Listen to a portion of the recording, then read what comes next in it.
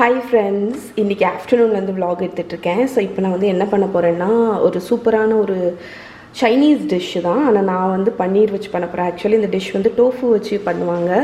இது வந்து ஒரு சிம்பிளான டிஷ்ஷு, ஆனால் ரொம்ப நல்லாயிருக்கும். ரைஸுக்கு, ஃப்ரைட் ரைஸ், நூடுல்ஸ், பிளெயின் ரைஸுக்கே ரொம்ப நல்லாயிருக்கும். நிறைய பேர் டோஃபுவை வந்து எப்படி டயட்டில் இன்க்ளூட் பண்ணுறதுன்னு கேட்டுகிட்டே இருந்தீங்க. ஸோ இது வந்து ஒரு டிஃப்ரெண்ட்டாக ஒரு ரெசிபி, ரொம்ப டெலிஷியஸாக இருக்கக்கூடிய ஒரு ரெசிபி. ஸோ அதுக்கு தான் வந்து நான் கார்டன்லேருந்து ஸ்ப்ரிங் ஆனியன்ஸ் வந்து பறிச்சு வச்சுருக்கேன். ஸோ ஃபஸ்ட்டு வந்து இதுக்கு சாஸ் வந்து ரெடி பண்ண போகிறோம். நான் வந்து இன்றைக்கி நைட்டு வந்து சென்னை கிளம்புறேன். அதனால் பால் நிறைய இருந்துச்சா அதை வந்து தீக்கணும். அதனால் பன்னீர் வந்து செஞ்சு இங்கே வடிகட்ட வச்சுருக்கேன். ஸோ ஃப்ரெஷ் பன்னீர் யூஸ் பண்ணுறேன். நீங்கள் இதே ரெசிபி பன்னீருக்கு பதில் டோஃபு கூட யூஸ் பண்ணிக்கலாம். ஆக்சுவலி டோஃபு தான் யூஸ் பண்ணுவாங்க, பட் நான் பன்னீர் யூஸ் பண்ணுறேன். ஸோ ஒரு மிக்சிங் பவுல் எடுத்துக்கோங்க. அதில் வந்து ஒரு 5 பல்லு பொடிசாக கட் பண்ண கார்லிக் அது போட்டுக்கோங்க. 2 பச்சை மிளகா பொடிசாக கட் பண்ணது, 2 வரமிளகா. நீங்கள் வந்து ஃப்ரெஷ் ரெட் சில்லி இருந்தால் அதை ஆட் பண்ணலாம். நான் ரெட் சில்லி இல்லாததுனால காஞ்ச ரெட் சில்லி ஆட் பண்ணியிருக்கேன். அதுக்கப்புறமா 1 டீஸ்பூன் சுகர் ஆட் பண்ணிக்கோங்க. ஸோ சுகர் வந்து நம்ம எப்போவுமே இந்த சைனீஸ் டிஷ்ஷில் ஆட் பண்ணுவோம். அது வந்து அந்த பேலன்ஸ்க்கு வேண்டி. அப்புறம் ஒரு டேபிள் ஸ்பூன் அளவுக்கு சோய் சாஸ், 1 டீஸ்பூன் வினிகர், எந்த வினிகர் வேணாலும் ஆட் பண்ணலாம்.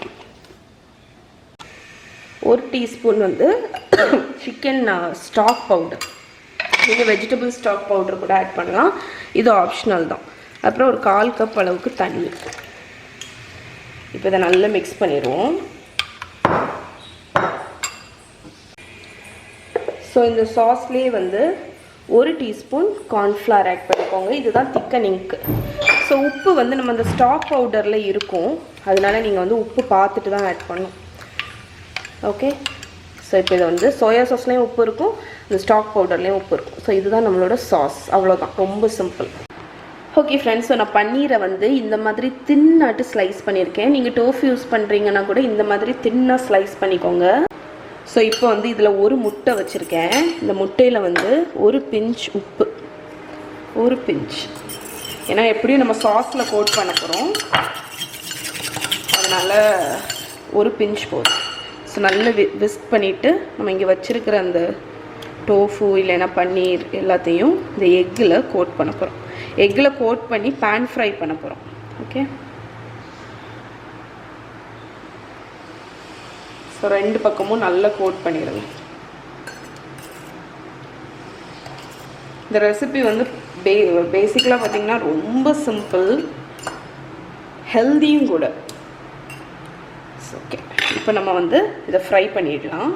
நான் ஒரு ஃப்ரையிங் பேனில் ஒரு 3 டேபிள் ஸ்பூன் அளவுக்கு ஆயில் வந்து ஆட் பண்ணியிருக்கேன். ஸோ அதில் நம்ம இங்கே கோட் பண்ணி வச்சுருக்கிற பன்னீரை ஒன்று ஒன்றா ஆட் பண்ணிடலாம்.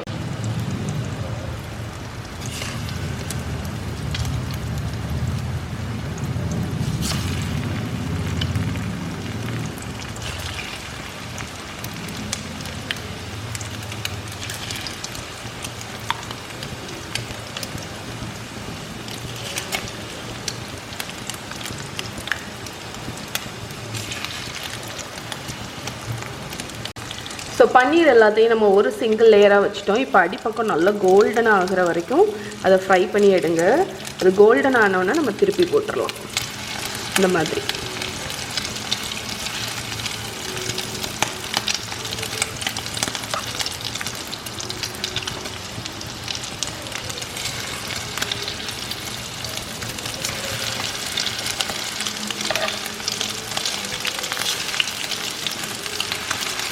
ஓகே, இப்போ பார்த்தீங்கன்னா ஒவ்வொரு சைடும் ஒரு நிமிஷம் 1.5 நிமிஷம் நல்லா ஃப்ரை ஆயாச்சு. இப்போ நம்ம மிக்ஸ் பண்ணி வச்சுருக்கோம் தெரியுமா, அந்த சாஸ் அப்படியே மேலே ஊற்றிடுங்க.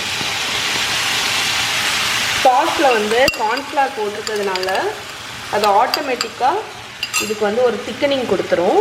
நம்ம வந்து சாஸை ஊற்றிட்டு இந்த மாதிரி மிக்ஸ் பண்ணி விடுங்க. அது வந்து ஒரு கிளேஸ் மாதிரி க்ரியேட் ஆகிடும்.